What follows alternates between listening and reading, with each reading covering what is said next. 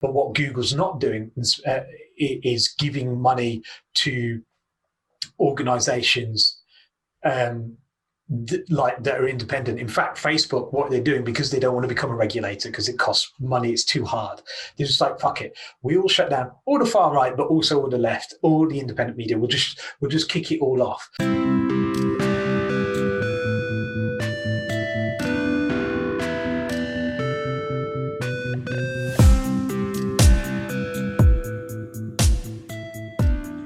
So hello and welcome to another episode of Chatter. Today I'm talking to Thomas Barlow, who is an 8-year veteran of independent media as a journalist and a manager, and Chief Operations Officer and Project Manager at Bywire News. Thomas, welcome to the show. Lovely to be here, thanks.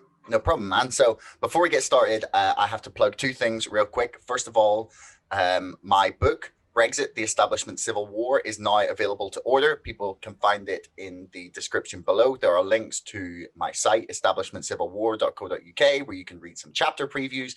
Go check it out if you're not convinced that you need to go and buy that book, because I personally feel you do, or my wallet does at least. And also, thanks to our sponsor, ExpressVPN, you can currently get 35% off 12 months of ExpressVPN if you follow the link in the description below. So, Thomas, why don't you tell us what Bywire News is in 60 seconds? Like, what's your elevator pitch? Cool. Well, we're the home of independent news. Essentially, Bywire is the place where you can find all independent news in one place. That's the goal that we've always set out to achieve. And within a month or so, you're going to actually see that become a reality. The basic principle is this: you have an app, a bit like your BBC News app or whatever else you use, and it has all the news that you could want, but it comes from independent sources. And that's really key, because independent media tends to be stratified across many different types. You've got, say, the New Internationalist does foreign affairs and global news, right? Or Alvarado on Latin American news, or Declassified UK investigative news, or Byline Times on, British politics and investigations. And there's all these different kinds of things, but no one independent media outlet has the scale or the size to provide a full news service. Well, and that means you might, to whatever social media you use, have to be on, liking 40 different pages on Facebook or whatever. And of course, then you're not going to see everything they put out, because guess what? Facebook page is only 1 to 3% of anyone who likes a Facebook page gets to see anything that's posted by those people on those pages. So we're just going to let you choose your news directly from whoever you want, but solely independent sources. So that's what it is. It's the home of independent news, which ironically Sky News have decided to make their tagline. So we'll be having a bit of fun with that in the future, because an organization founded by Rupert Murdoch really doesn't have the right to use the term independent. But anyways, we'll get into that some other time. But that's what it is, the home of independent news. And what we'll eventually do is not only give audiences access to all the independent news, but also will make independent media a sustainable way for organizations to operate. So instead of being reliant on the state or corporate advertisers, we'll be able to rely on readers and on each other. So a lot of what you have sort of suggested in some of the stuff I've read, and in some of the just general proposals for how we try and reform the media, is the idea of blockchain-based decentralized media. And obviously that's something you guys are trying to put forward. For say someone who's coming in with like a very small understanding of what the blockchain is, or maybe no understanding at all, what is the blockchain and what on earth does it have to do with news? Like most people will have only heard it in the context of, say, Bitcoin or cryptocurrency. Sure. And actually blockchain as a technology, those are just operations that are done on blockchain. They're just things that have occurred. They're the most popular or most widely known because a lot of people have made a lot of money from them. And that's created a whole new sort of array of wealthy people who were unlikely candidates to be so. But that's not really what blockchain is about. Blockchain ensures immutability of data. And what does that mean? It means if you put something up, it stays there, and you can track every change that has ever occurred to that thing.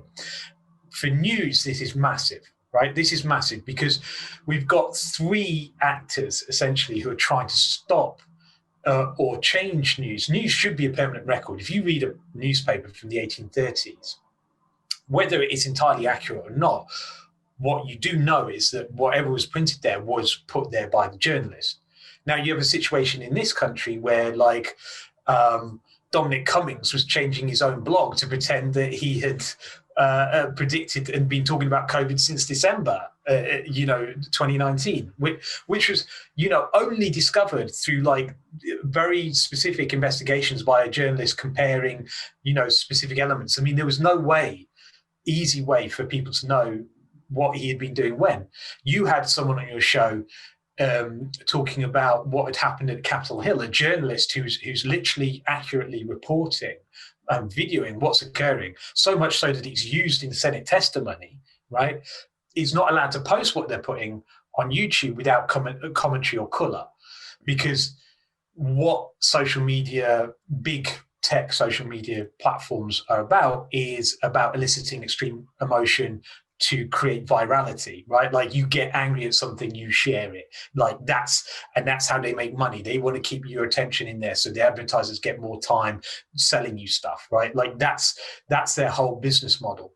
And because of that, they've come up with a sort of form of corporate censorship where they're like, well, if you're not giving us that, we're going to delete your stuff. We're going to change it. We're going to change it retrospectively. We're going to take people off and on. This can't happen through the blockchain. The blockchain basically protects the source of information by storing it in many, many different places all at the same time. So it can't be sort of wiped off one server, So you've got, like I say, you've got YouTube, you've got YouTube, Twitter, Facebook, all of which are doing some form of corporate censorship. You've got individual actors like Dominic Cummings and people changing their blogs retrospectively. News organizations regularly refusing to apologize for stuff. They just edit their article. They're like, oh, why should we hold our hands up for an article that's had 1 million hits, even if it was a lie, it spread misinformation. In the case of the Daily Mail, for instance, has spread very dangerous misinformation that may have cost many, many lives around health information, right? Just as an example. Why bother apologizing for that, following any journalistic ethics, setting the record straight, when we can just edit it and pretend we didn't really say what we said? But even though now millions of people think something because they're not going back to the article, so those are another set of actors. But the third set of actors that are trying to change news are governments. Governments are undertaking massive disinformation programs. We're talking Russia and China are obvious examples because we always look at what other states are doing, right?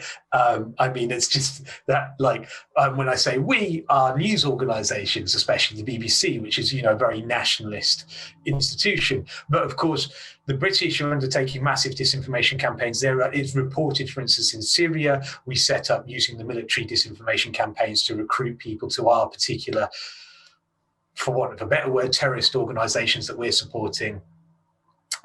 Certainly militant. I think they're called. yeah. Let's say allies in the war on terror.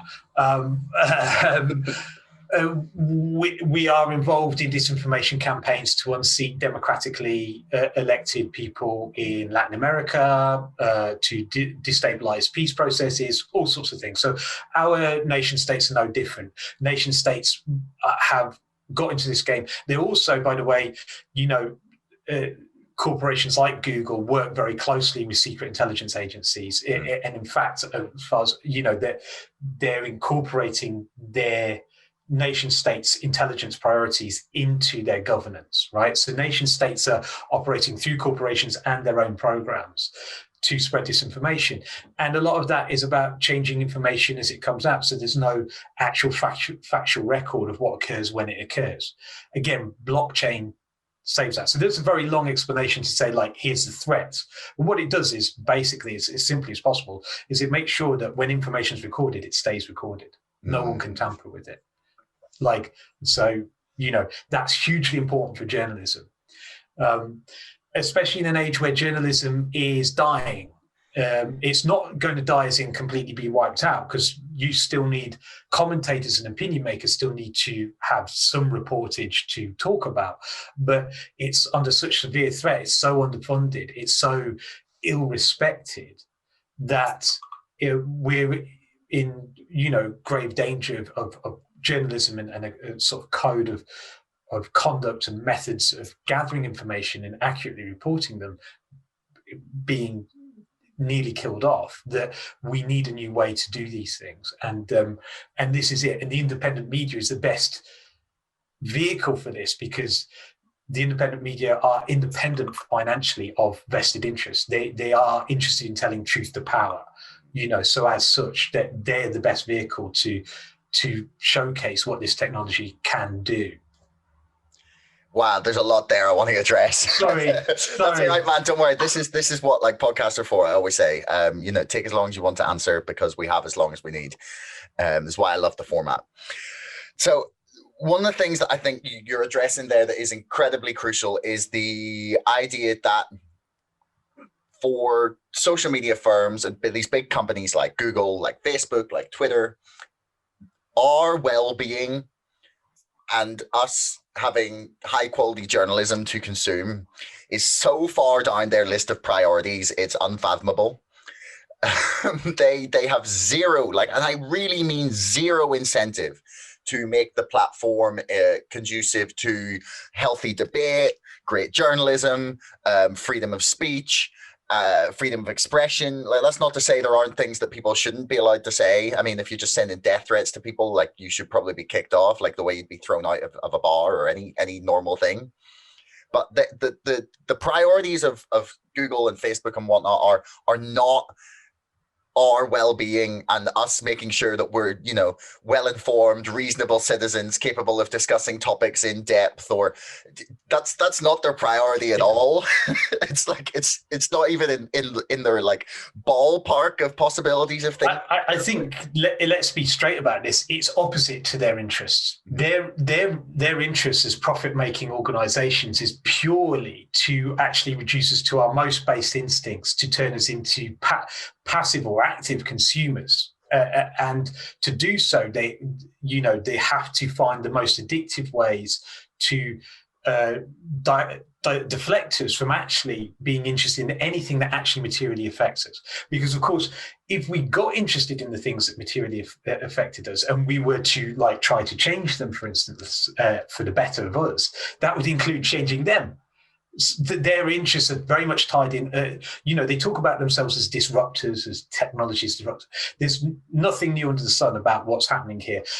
Capitalism always tends towards a monopoly, and what we've seen in the past, in the early age of the internet here, is the opening of a new market and the monopolization of that market. And now those big players have controllers. And control information and the flow of information, they're not going to give that up. They don't want to give that up. And to keep control of that, they have to have a passive population. So their business model is first off, it's important for them to just turn us into soporific, drugged out consumers, right? But it's also in their political and organizational interest to make sure that we don't, for instance, organize, tech workers unionizing. That's, generally you don't want to spread the idea that unionization is good, because, that might mean your own workers unionize. And, some of these tech platforms are not, Google might be totally web-based, but, it relies on technology that's produced through the blood of children who are mining coltan in the Congo, and then being shipped to China where people are throwing themselves off buildings, right? You don't want people to be advocating for global human rights or for workers' rights around the world. It's antithetical to your specific organization and to capitalism in general,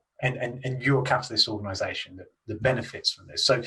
So everything about your organization, everything about what you do is in terms of both profit making and protecting your own interests, is set up to make sure that us everyday citizens, we're not viewed as citizens. We are viewed as consumers and customers, and banks of data to be mined and sold. And we are, our time on the internet is the modern oil, as someone said it. We are being mined constantly. Digital data is oil, and they want to extract that from us and commodify it and sell it on and make cash from it. That's their only interest, and that's completely opposite to a well-functioning democratic society where citizens are informed. Yeah, and I also want to add there to that these people don't just not care about those priorities, that they actively like act at virtue signaling about the causes that people genuinely support in order to I honestly believe like hide the true intentions of what they're attempting to do in harvesting data, dividing the population, ensuring that like good journalism is not getting out there, and they hide their true intentions by painting rainbows on the sides of everything, which is like both damaging to the cause that the LGBT people are pursuing, and just completely disingenuous at the same time. Yeah, look, and there's the queer example is a good example. The LGBTQ thing it is a good example because you've seen it in pride parades across the UK in the past couple of years. There's been a pushback against the police being involved in pride, right? And corporations like Barclays, because they're what's called pinkwashing their reputations when these are the very organizations that benefited from oppressing them or were actively oppressed them, oppress that community. And Google's no different. When Google supports tacitly or actively regimes that are actively homophobic, that ban the rights of people to practice, to be who they are, to be the human being that they are in places like, let's not forget, like say Saudi Arabia is a classic example, but there's plenty of other regimes that Google and others are working with. Then they're actively benefiting from the very oppression that they pretend to care about. And as you say, it's virtue signaling. For me, it's liberalism in its purest form, which is to say what we'd like is to suggest that the world would be better if certain people had a seat at the table, but nothing should fundamentally change. So we should recognize as different communities and get them involved, but get them involved in maintaining everything as it is. So like so everyone, so as I say, children can mine coltan, kids can pick cotton and be sold into slavery still to this day. Oil can be mined from war zones and genocides. Workers can be worked to death. That's all fine, but we've got a queer CEO. We've got a diversity officer, so it's all okay. It's fine. We've gone through the stuff that makes our customers happy, because we know that our customers are human beings, and human beings are, as much as it's maligned and as much as we're afraid of the rise of the far right and so forth like that, generally quite empathetic. Unless you're a sociopath or psychopath, we literally have a psychological class for people who do not feel empathy, and it ranks around about 1% of all humans at the top end don't feel empathy. We do feel empathy. We do want the world to be better for ourselves and for others, and we have a machinery of information that tries to suppress those human instincts at all points, because if we actually acted upon them and actually saw a world like that, it wouldn't be maintained. So I find a lot of that stuff, that, as you say, virtue signaling is the term that's often used, pretty disgusting, quite frankly. And if you want to do something for people, let's really talk about it. Let's do something. Yeah, the one thing I would like to add there is that I think what you're describing is more neoliberalism than classical liberalism. Like sure. I spent a fair amount of time while I was writing my book, like trying to parse out like what exactly I mean by neoliberalism, because I was it kept coming up in a lot of the stuff I was writing and reading about, and I was like, right, okay, I really need to get my head around it. So that kind of like tokenism, superficial appeal to the right thing, that kind of we get from these big corporations, and often, quite honestly, from both politicians and the media as well, who literally don't care about the things that they're pushing or pretending to, is just it's like the definition for me of one of the tenets of neoliberalism. Whereas, classical liberalism tends, in my mind, to at least mean people who might have some crazy ideas, but will listen to everyone at least. But one of the things I wanted to get onto with you, and one of the things that actually makes me very positive about this project, is your sort of dismissal of this kind of like fake woke like liberalism that people, you know, or these corporations are putting forwards. Just like the fact that they don't actually care about the things that they're proclaiming to. And one of the things I kind of just tipped in my mind when I first came across the Bywire news and the idea was that a lot of the news organizations that I saw, at least initially, would be what would, at least on the current British political spectrum, be considered fairly left-wing. Now, I'd say quite a lot of their ideas are pretty, you know, standard practice, so they seem pretty reasonable to me. But you know, some of them would espouse probably views that we considered quite left in probably more social issues than economics. But you know, anyway. You get the point I'm trying to make. So how can we ensure, or how can you convince people that this like interwoven group of media organizations can be trusted to be like fair arbiters of, or at least attempting to be fair arbiters of the truth and over, you know, the mainstream press? Because there would be, at least I would say in the minds of some of the people I would talk to about this, that we could be replacing the kind of establishment right-wing press with just a sort of alternative left-wing press with all the same blind spots, just in different areas. Do you know what I mean? Sure, yeah, that's going to be one of the major concerns. And regardless of my own personal politics, that what we came up with, you know, for years, basically, I've been trying to put together a coalition of independent media organizations. And that meant we had to do some quite hard work in the early days to define what is independent media and how can you trust it? How can you trust it? Because one of the key things that was always talked about is bias, right? Oh, they're biased. And then you get this like false equivalence. Like, let's put up two people. So climate change is the obvious one, right? Where everyone talks about, like, we have a climate denier and we have someone who talks about climate change as if they're like equivalent positions. Like, if not one's fringe lunacy with no evidential basis or next to none, and one's like the scientific consensus on like a threat that's, you know, a threat to the species and all life on the planet, right? Anyways, bias is inevitable. All human beings have it, all news organizations have it. And also a lot of independent media organizations are commentary and opinion rather than journalistic. You know, like a lot of our partners are those things. Podcasts often are, and so forth, you know, YouTube channels and so forth, largely, very rarely journalistic. They're usually a comment and opinion. What we say is this, that independent media is defined by being, one, financially independent. So its sources of income are not from multinational corporations or from the state, any state, but in this country it'd be, say, the BBC, right? But it could be Russia Today, Al Jazeera, something like that.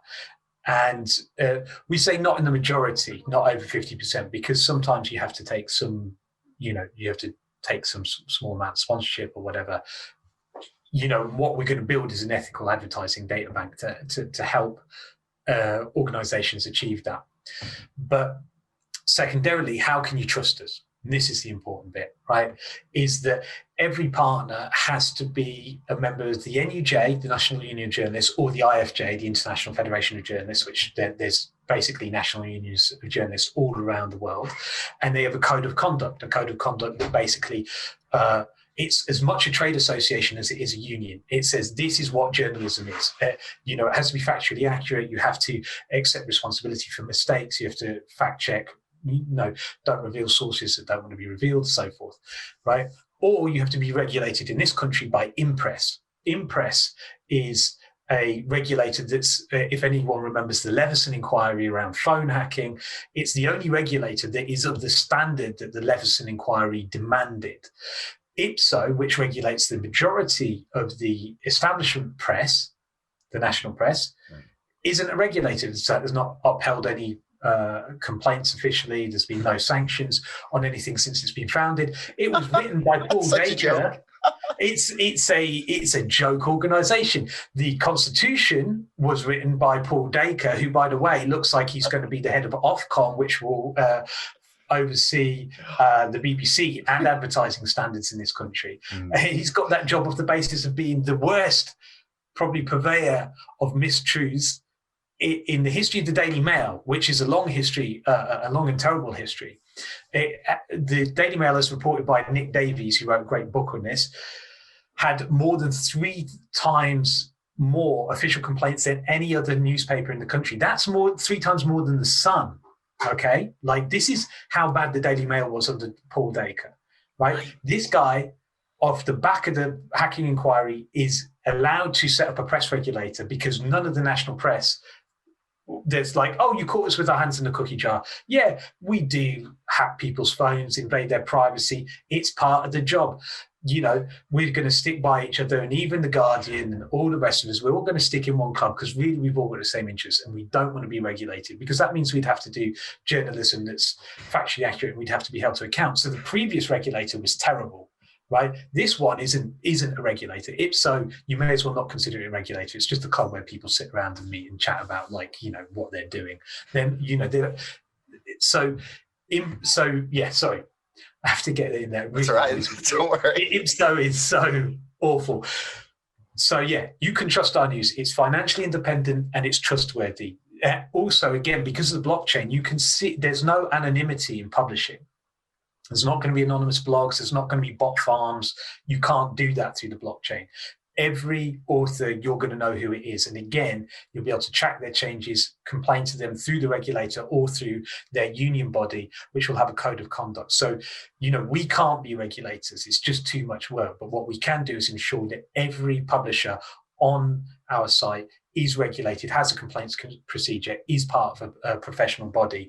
And therefore, you can trust near enough that it's factually accurate reporting. Mistakes will be made. There always will be. And bias will be there. There always will be. But you can trust near enough that it will be factually accurate and reliable information to a far higher level than anything else that exists in the UK. Certainly more than social media, blogs, or the national press, or even the BBC, which is, you know, always been a national broadcaster with its own agenda, but has the standards of its own journalism have been slipping very considerably in recent years, especially even the last 18 months, to a point where it's actually quite frightening and upsetting, because, you know, there are those of us who would like to see it reformed rather than abolished. You know, we think there's something valuable that can be saved there, but at the moment, there are not many trustworthy places to go for news, but you can through Bywire and its partners. And that's going to be working in partnership with the Independent Media Association, which already has made those partnerships on that basis. They work with about 45 independent media organisations at the moment. And that's being hoped, you know, they're hoping to expand that to about 200 organisations within the next 12 months. And that's within the UK. So one of the things I'm curious about, you mentioned a couple of times, is the ensuring that this group of media organizations remains financially independent. Now, this gives me an opportunity to say, if you're currently watching this on YouTube or listening, you can check this out on Odyssey. It's like a fairly new video hosting platform that's been evolved out of LBRY. It was another video hosting platform. So they are blockchain based, and you get paid, or I get paid, like, just for you watching it, just based on it generates like little bits of cryptocurrency. It's an absolutely fantastic platform, and I really think that they are going to be challenging YouTube very, very rapidly. I spoke to the CEO, and he was fantastic. Great interview. But they have created a model whereby you are, by creating content, watching content, interacting with content, you can tip creators with their little currency they've created. And then ultimately, if I want, at some point, I can like take those tips and cash them out and exchange them for like actual money. Or I can leave them on the video as tips. And that helps boost the video in like the search algorithm and the rankings. So it's like a choice between, do I want it to be more visible on the platform, or do I want to take some of that money and like use it for myself? It's like, I really like the model. I'm still trying to figure out exactly how to use it, and I think they're still figuring out the most useful way to be able to help creators become financially independent using this, but they're at least making strides towards this. So how is Bywire trying to ensure that creators get paid? There's one element that's very similar, the tip-based system. Prior to this point, you'd have to, say, subscribe to a channel that you really like, say, through Patreon, for instance, or setting up a subscription. It's quite cumbersome. It also, again, in a world where you get your information from a lot of different sources, if you like independent media, you could be consuming 30, 40 different sources. You can't subscribe to them all. No. Well, through Bywire, you'll be able to just tip the articles that you like, or you can get a subscription system like Spotify where you're paying X amount per month, and it'll automatically divvy it up on the amount of time you spend on a creator. So you're reading articles for a period of time, like you read a lot from, let's say, Byline Times. Cool. Okay, well, Byline Times are going to get X percentage of your money, and that will just automatically happen. So you just give you 10 quid a month. You don't think about it. Jobs are good. And that's the way people want things to be. I was working on trying to set up this algorithm, trying to set up this, what Bywire has become since 2014, but I'm not a tech person, I'm a media person. Michael O'Sullivan is the guy who's behind the tech side of this, as well as being an avid sort of newsy person and politically motivated, caring about the world and changing it. He can technically make that happen, because in previous iterations, we've used RSS feeds. It's too messy. How do you find your news? Do you know how to tip? Now, there was a method that was used, and it's still being used in the Netherlands, called Decentralised, and they've got about 30, 40 publications on their platform. And you give X amount of money, and then you tip within that. But it's all using fiat currency, i.e., currency you and I recognize, pounds, euros, that kind of thing. And the problem is that there's a lot of transaction fees. And again, anytime you're subscribing to someone, especially through Patreon take a load of money, as well as, say, Stripe or the money transferal system, like, say, PayPal or something like that. They all take cash. We're getting rid of that middleman. The cryptocurrency enables the money to transition even at a micro level. You might want to just give something a thumbs up and a penny. Okay, cool. Like, it helps, but you can't do that using pounds and pennies, but you can using the currency that's created on the blockchain. So again, a lot of things that people heard about cryptocurrencies is about about speculative models, about how if you'd have bought Bitcoin back in the day, you'd have made a load of cash and you've missed out, or maybe you haven't, maybe you should get involved, whatever. And people think of it about being on the stock exchange. What we're utilizing cryptocurrency for is to make financial transactions easier, and in this case to make sure that financial transactions are supporting good quality journalism. There's a great story from Decentralised when they told us about their model, which really inspired Bywire, which was they had two stories come out the same week from different publishers. One was a sort of sex scandal about a famous soap star, and it was salacious. It was very popular. It did 500,000 hits or something like that, but it didn't make that much money because it's fluff. And someone else had done a deep 3-4 month long investigation into TTIP, the transatlantic trade deal, and the Netherlands part in it, and what was going to go on with the EU and stuff like that. And it was like a 3,000 word essay. And people, several thousand people tipped it about 10 cents a pop.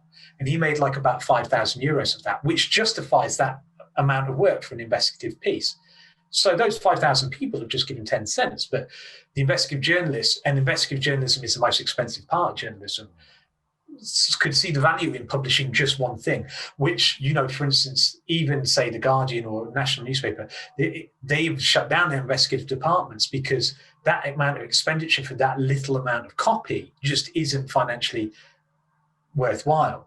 Well, we can change the way, economics always seems this distant thing, but we can change the way that we value stuff, and therefore what is given value and what gets created. We could start seeing a lot more investigations through this method.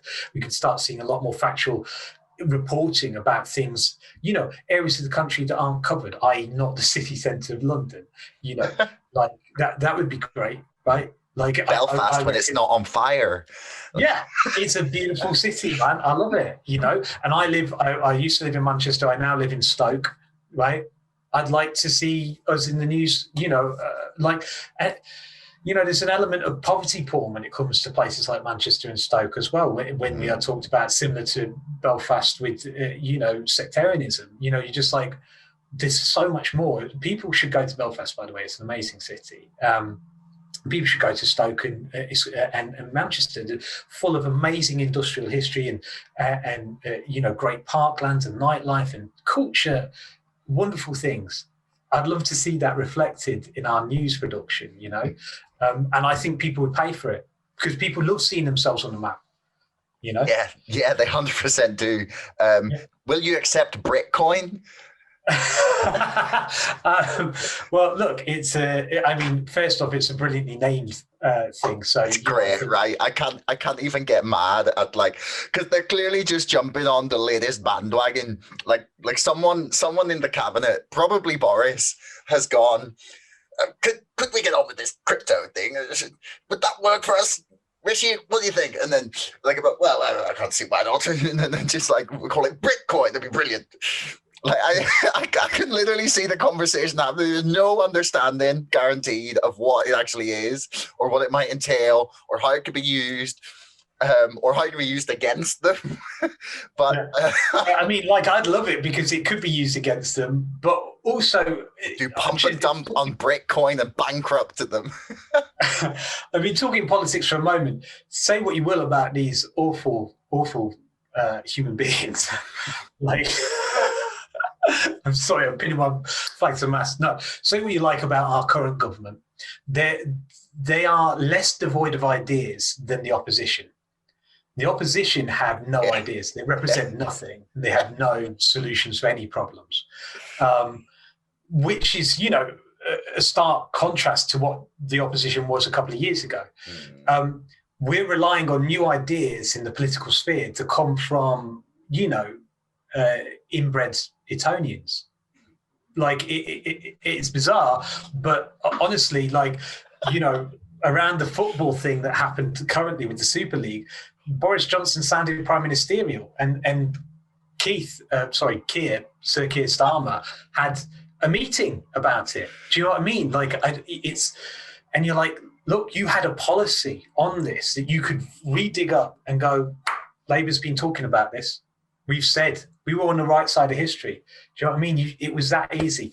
I get very frustrated with the political process, and I think we're going to be, I think if people are looking for answers in the political arena, in terms of the electoral political arena, they're going to be devoid of those for quite a while.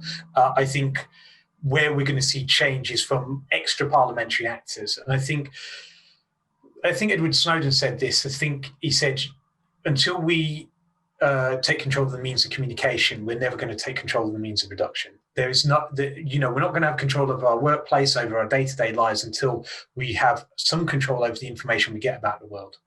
Because let's be frank, most of us don't want to dig through stuff. We don't have to do research. It's why we used to pick up papers back in the day, from the newsagent. That's what you do. That's why you only go on one platform. You don't have to learn how to use a new one. Instagram's good. It's got pictures on, right?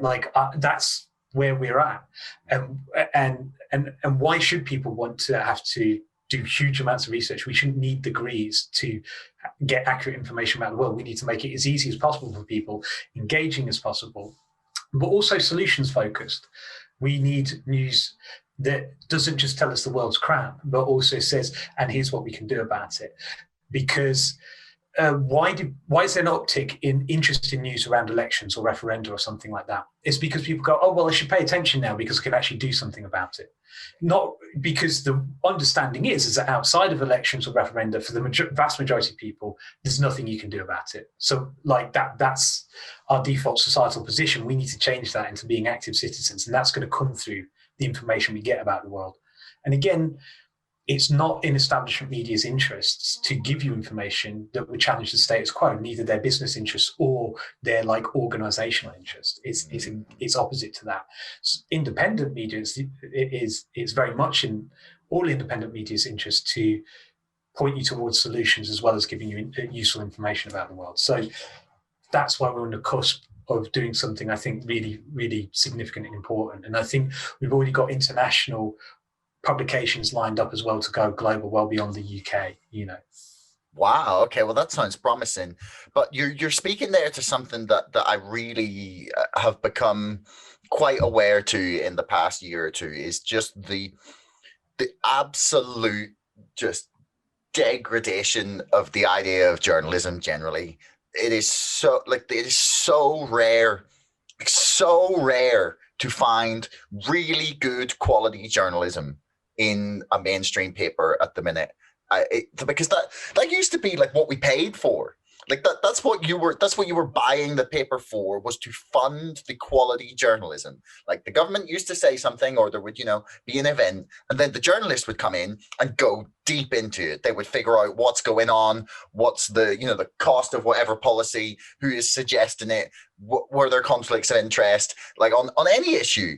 And that just doesn't happen anymore. It's just, it's all like salacious rubbish. And it's all just like this theater. It's become like CNN's political theater, just on the entire scale of our press, where good journalism is so difficult to find. And when you see it, it shocks you. Like I was reading, and I brought this up a couple times in different podcasts with people.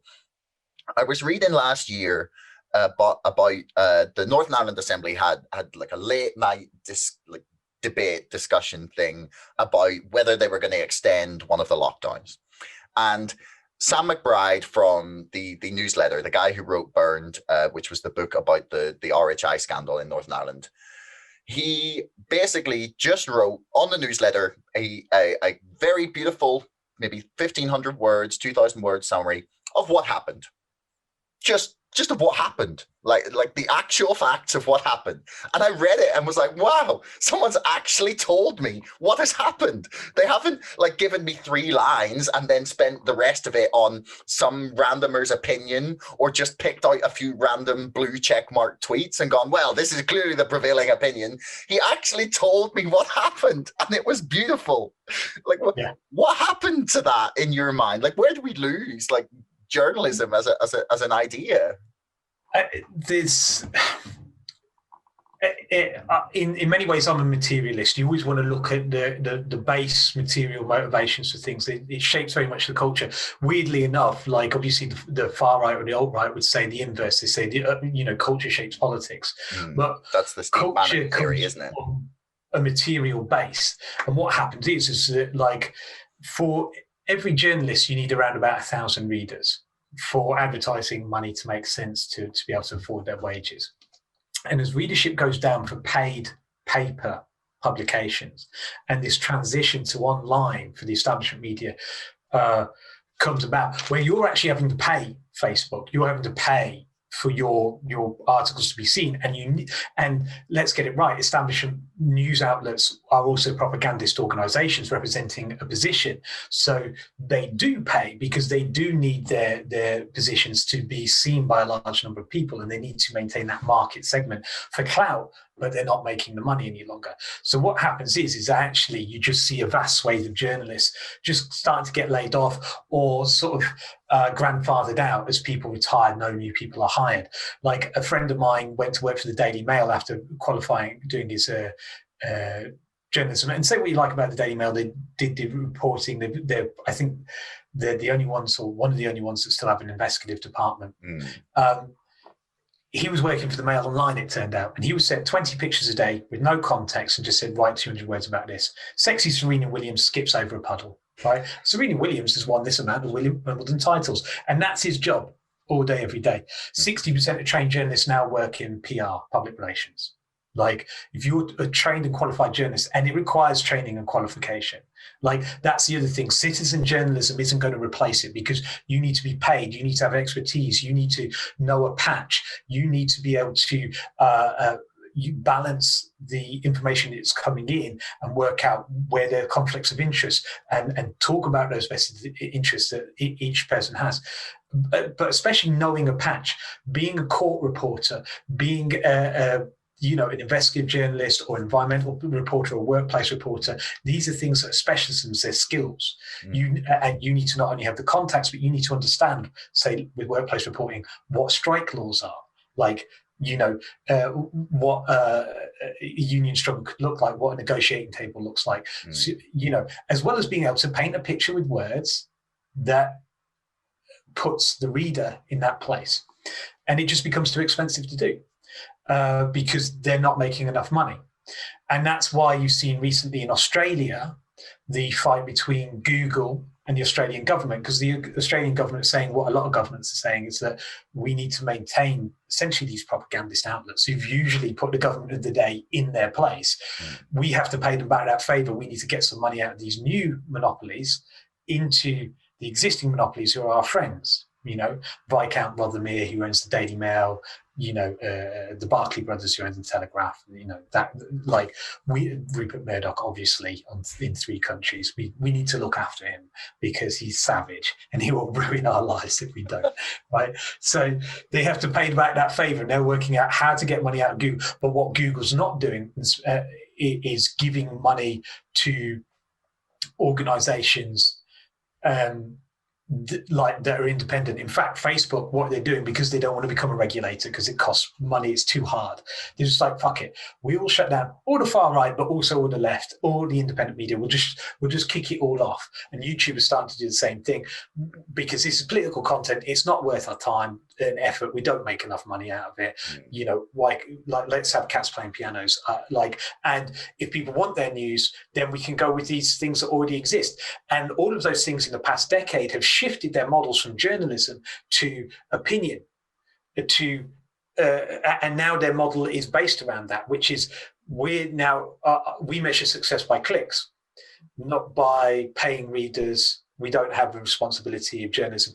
And let's be clear, journalism, the ideals of journalism were built up over a couple 100 years.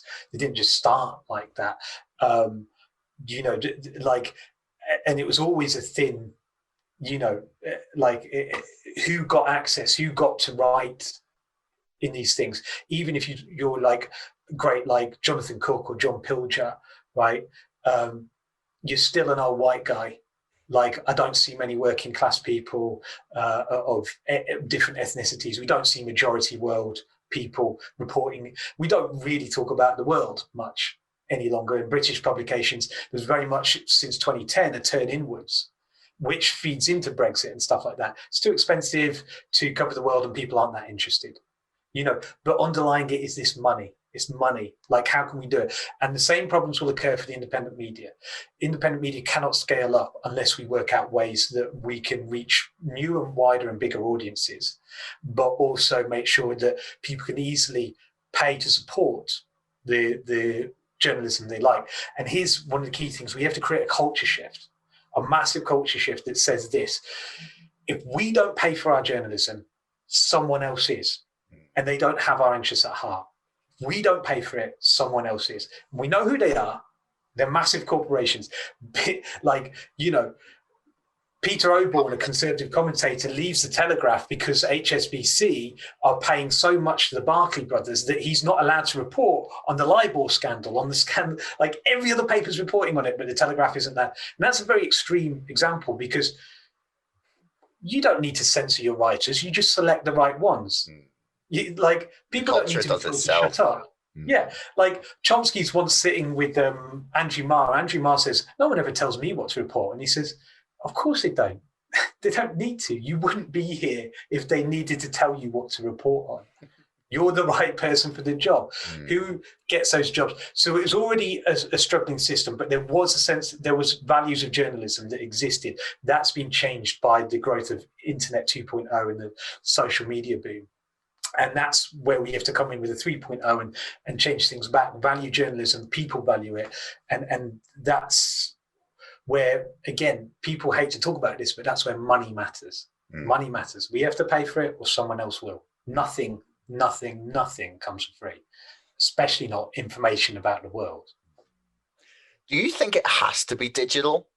Because one of the things I've kind of thought about is that, like, I like my physical thing in my hand. Like, I don't mind reading my news online and whatnot, but when I want to explore something, I quite like having it in my hand if it's a book or if it's, say, Private Eye, who have become like so crucial in our news environment, and their success kind of proves that if you do quality work, people will pay for it.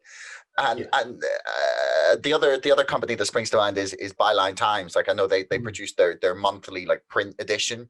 I talked to Hardeep Mataru about it, the editor, and it got me wondering, like, do you think it has to be digital? Is that just where we're at? Because I mean, that's not exactly a bad thing, but I'm curious as to whether you think if people were producing, say there was a paper out there doing investigative work like Private Eye are doing, like a daily, would they be as successful, or is there just oversaturation in the kind of like daily news cycle, and it has to be digital? I don't think daily news probably has a future in print. The entry costs are just way too high. There's talk going around there's always talk, but there's talk going around of creating an aggregated paper with all the independent media sources, fill it up so you get a bit from Novara and a bit from Byline and a bit from Declassified UK, right? And you put it into print. The costs of entry are really high. It's not just the printing costs, though those are very high. It's the distribution. Distribution is extraordinarily expensive, right? But there is a future in print, and it comes, in my mind, from a concept, again, developed in the Netherlands, or I've seen in its highest fruition in the Netherlands, which is slow news. The idea of slow news, which is we take time to reflect on the facts, and then we give you a reflection on these. You know, we give you fully rounded journalism when we've got everything together, because we know that a lot of stuff gets missed in instant reaction. You know, a lot of stuff does. And we see a growth in publications like Tribune in the UK, which is a socialist paper, publication, magazine, a quarterly, a journal. You see growth in, I mean, you've seen a lot of downtick during the pandemic, massive downtick, but we have partners in the Independent Media Association that we'll work with through Bywire, like Red Pepper, New Internationalist, that are magazines. And I look at subscribing to a bunch of things because I'm old maybe, but I think people still like this. The feeling of a well-designed magazine that turns up, it's like your little treat, and you're like, oh, I'm going to get to that later. And then you leave it by the toilet or by your coffee table. You're like, I'll have a chill, catch up on a couple of things. London Review of Books is fantastic, right? Like it's got really great, like I learned about like how MI5 had offices in the BBC up until the late 90s. And they vetted every single person that went on and who was hired by them. And they probably still do, by the way, they just don't have the offices there. You can do it remotely now. But, you know, you go... You're on there like Tinder, like swiping. Yeah. That's not the face for us. They're just like, you know, that Family Guy color scale. You know, like holding it up beside them, like they're just like, like in the right light. You know, you know, essayists. Again, and you see the growth in the US of journals and long form essayists and stuff like that. There is going to be massively, that's going to be a part. I think, if anything, we've seen also a growth. There's actually been an uptick in book sales prior to the pandemic and things like that. Print isn't going to go anywhere, but it is going to be different. And I'm not entirely sure whether daily nationals will survive the established ones, let alone any newcomers to the market. I mean, it was tried in the 80s by a left coalition. The trade unions tried to fund one, and it went disastrously wrong. Like, I mean, it was just so badly done. Like, it's not easy, and you could spend millions of pounds very easily on a mistake. You need to do things like the way Byline Times have done, you know, is build up a presence and support, and then have, you know, a periodical. But yeah, I'm subscribed to Byline Times. It's great. You know, like I suggest people check out, you know, the Independent Media Association, ima.press, and you can see all the partners. Bunch of, you know, I get the Radical Art Review. It's great. You know, like it's like, so print is part of the thing. And I think when we talk about the future of media, people like to make sweeping statements. We all do. It's exciting. This is dead, and this is what everything's going to be. And it's not. What we're going to see is a lot more bespoke patchwork of things. And actually, I don't know if you're aware of the third industrial revolution. There's that idea that we're going to have like more artisanal, smaller scale production of a lot of things. Mm-hmm. That is potentially the way things are going to go, because I think within media and if you can access that all in one place, that means that you can go, yeah, I like these guys, oh, that's cool, mm-hmm. And like, that to me seems like the future. You can dip in, you can have reflections, and you can get instant response as well. I'm hoping that the future becomes less reactionary and less determined to have this sort of immediate cycle excitement. It's very thrilling, but I'm not on Twitter. I don't spend any time on there. It'd be an extraordinary waste of my time, because I'm actually trying to achieve things. So accurate. Oh, yeah. What's the point? And it's a left-leaning platform, and it's a lot of left-wingers wasting time, extraordinary amount of time. I think we're defined by our actions. We're defined by what we do, not what we say. If what we say is our action, if we are a journalist, then absolutely that defines us. But people aren't there journalists. What was it originally called? A microblogging site, which, by the way, takes the worst thing on the internet, blogging, and then just, dumbs it down even more. Like, it's an appalling platform. It's worse than Facebook, in terms of Facebook at least has an element of connecting with friends and family and communities, and has communities of locality. I mean, Twitter is just an opinion machine, and it is for people to be right, not or in fact, the attempt is to be perfect rather than to do something of value. And for me, that I hope that's not the future of information. I don't think we all need to be right and perfect. I don't think we can be, because we're human beings. I think what we can be is well informed, and we can do our best to make the world a bit better. And together, I think we can achieve that. That is a beautiful message. That no one is perfect, and I think that we probably need to give people a little more leeway in attempting to navigate a world in which truth is incredibly difficult to figure out, in which there are so many bad actors trying to manipulate social media feeds, public opinion, in so many unfathomable ways that we can't, it'd be difficult to sit down and try and consider the ways in which people are trying to influence you via the internet, essentially, like even just forgetting legacy media. And people need to be given a little bit of the benefit of the doubt, I think, on some things. And just, that's not to say that people should just say things that are stupid for no reason, with no justification. But when people are genuinely trying to find the truth, I think we should value that a little more. So before we finish, Thomas, do you want to tell people like where they can find Bywire news, and maybe give them a few examples of outlets you haven't mentioned to check out on there? Sure. Well, first off, you can find Bywire news at bywire.news. We're still at the stage of we've just redone the website, and we're just starting to bring on the partners sort of 2 by 2 over the coming weeks. And we will have a big launch late in summer or early autumn, where we put out the app into the world. So, but do check out Bywire News and sign up to the newsletter. We put out stuff every week, including a summation of some of our partners' work. Check out the Independent Media Association, ima.press.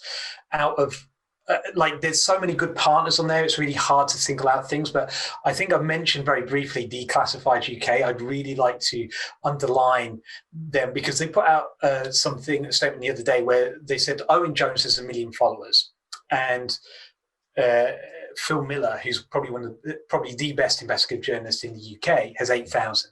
Yeah, and it's not an attack on Owen Jones per se, which is easy sport, and a lot of people like to do it, right? I'm going to get myself in trouble. It's all right. Don't worry. I'll take the route. Yeah. A lot of people like to do it, and it's not a criticism of him, but it is essentially that Owen is largely a commentary. He largely does commentary and opinion and discussion. but an investigative journalist we're not following. And Declassified UK are one of the few investigative outlets left in the UK. And they're producing 3 pieces a week on foreign affairs and military matters and things like that just no one else is covering. And as Matt Kennard says when he talks about it, he says, we don't have to dig very deep. A lot of this stuff is on their websites. Like the Foreign Office accused Declassified UK of maligning the British government over their involvement in supporting the coup government of Bolivia over mining rights. They said, everything we printed is off your website. Like everything we publish, like it's not, we're not, like. These are the people that run our country and they don't know what's on their own website. Yeah. Like they are obviously doing harder, deeper stuff with FOIs and getting specialist reporting, but they're also just, telling us stuff about the world that we don't know. And I just think that's an incredibly valuable thing. And it's not, it's quite rare and it's quite hard to, it's currently quite hard to do, and yet it should be the norm. So I'd encourage everyone to check out DC UK, but go to ima.press and check out all of those. And if you like them all on Facebook or follow them on Twitter or Instagram, your life would be immeasurably richer. And I think you'd be really well informed. And it's a broad, yes, you're going to say that most of them are lefty-ish, like they're on some sort of spectrum there, but they're all trustworthy, factually accurate, and and as I say, you're going to know that their interests are not their paymasters, but in fact yours, the reader, and their audience that they serve. Yeah, I guess that's definitely something that we can try and ensure by removing the financial clout of the mainstream press, is by going directly to creators to make the stuff that is beneficial to us all and rewarding them. We can, foster a better media culture, hopefully. Yeah. And our lives will be better, and then we can create a better society for ourselves and our kids. But it's going to start here. If we don't have the information about the world and what's wrong with it, we're not going to be able to change anything. And I think everyone's got that sense. It's an uneasy sense, but that sense that something's wrong, it's not right. Things aren't getting better for us. Our generation, Keir Milburn points it out in Generation Left, the millennial generation, which is mine below, 40 and under now, aren't seeing any increase in quality of life as we get older. And that's never really happened before. And now they're saying age is a definer of class, because older people were able to cash in on the council house sell-offs of the 80s and so forth like that, and they have assets that younger people don't have. But there's a whole bunch of other things that are going on, and we've got that sense, and we get enraged sometimes at this thing or that thing, but we don't. But we still, maybe we think we're being well informed and we're sticking with the Guardian, or we're or BBC News, right? It's not the right wing press, but they're still choosing what we should be focusing on. And actually, if you broaden that out a bit more, you'll find that if you focus on other things, you'll also hear about people who are doing things about it and winning and changing things. And that makes us more enthused about finding out more about the world and again, feeling like a citizen that has some control over our own lives as well, because we have to have some control over society because we're part of society to feel like we have some control over our own lives. And honestly, people ask me, they say, how can you live doing news all the time? It would just kill me. And I'm like, it's actually makes me feel better because I know more about the world, but I also know more about the people who are doing something to change it. And I feel like I'm part of that.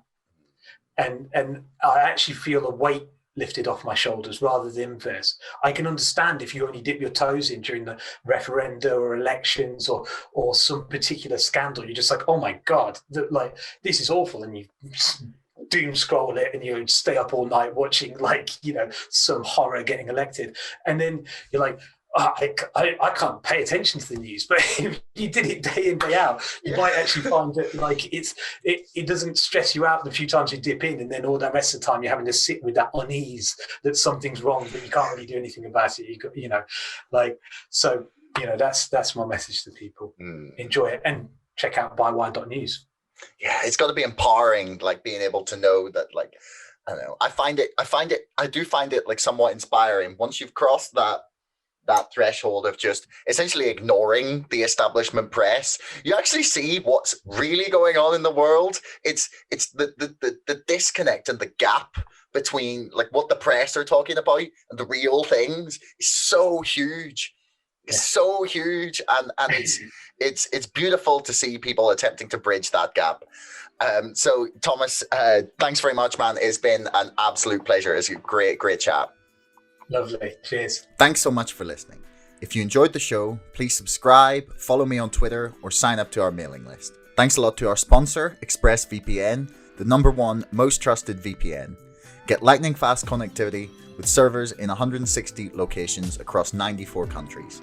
Keep your browsing privacy safe with ExpressVPN and get a 35% discount on 12 months of ExpressVPN when you follow the link in the description below. Don't forget my book is now out and available to order on Amazon and on bookshop.org. That's Brexit, the Establishment Civil War. And most importantly, thanks for listening. We'll see you next time.